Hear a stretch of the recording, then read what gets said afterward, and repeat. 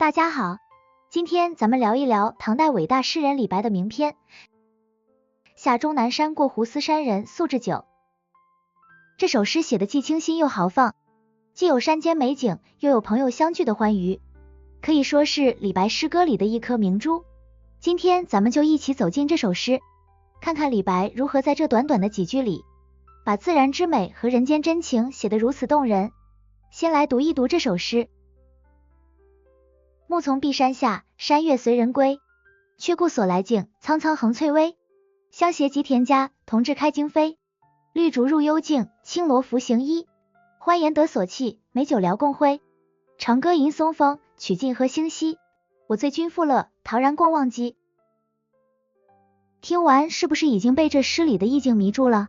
接下来咱们逐句解读，细细品味这诗中的画面和情感。暮从碧山下，山月随人归。诗的开头，李白告诉我们，他从终南山的青翠中缓缓走下，傍晚的月亮仿佛懂得人心，悄悄地跟随着他归去。这里用山月随人归，把月亮写得仿佛充满感情，既浪漫又有画面感。这一句不禁让人想象诗人在月光下步履轻快，心情惬意。却顾所来径，苍苍横翠微。这两句更妙，诗人回头望了一眼自己走过的路，只见山林苍翠，连绵不绝，浸染在暮色中。这是典型的李白风格，用寥寥几字把一幅充满生机与静谧的山间图景呈现在我们面前，也为接下来田家的温馨埋下伏笔。香携及田家，同至开荆扉。接着李白写到了他遇见隐士斛斯山人，两人结伴而行，来到山人的家中。山门是柴扉，门前的小孩看到客人，立刻上前开门。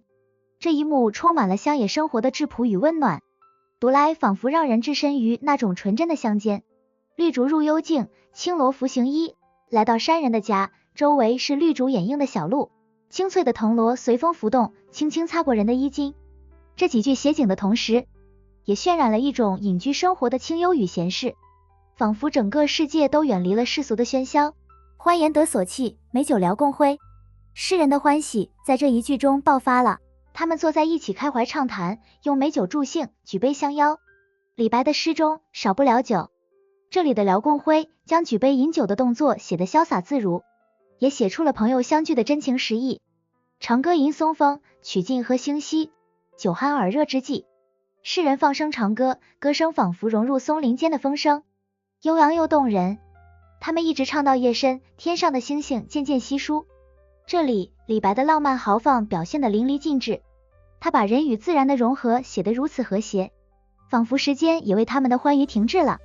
我醉君复乐，陶然共忘机。最后两句点睛之笔，李白喝得酩酊大醉，朋友也沉浸在欢乐中，两人都忘记了世俗的纷争与烦恼。这忘机二字，表明他们在这一刻彻底摆脱了功名利禄的束缚，真正做回了自由洒脱的自己。这正是李白追求的生活状态。整首诗既有对自然景色的描绘，也充满了诗人与朋友之间的深厚情谊。山月、翠微、绿竹、青萝，这些意象将自然之美烘托得淋漓尽致，而欢颜、美酒、长歌又展现了人与人之间真挚的感情。李白通过这首诗，把隐士生活的恬静与欢愉描绘得动人心弦。李白的这首诗既有豪放的气势，又有田园诗的清新。与陶渊明的田园诗相比，李白的诗更多了几分激情和洒脱，他的语言质朴却意境深远，把山间的景色与内心的情感结合得天衣无缝。今天我们读这首诗，不仅能感受到大自然的美，还能从诗人那种超然洒脱的态度中得到启发。在纷扰的生活中，我们是否也能像李白一样，偶尔忘却喧嚣，寻找一份心灵的宁静与自由呢？好了，今天的分享就到这里。如果你喜欢这期内容，别忘了点赞、分享和订阅。愿我们都能在忙碌的生活中找到属于自己的山月随人归。咱们下期再见。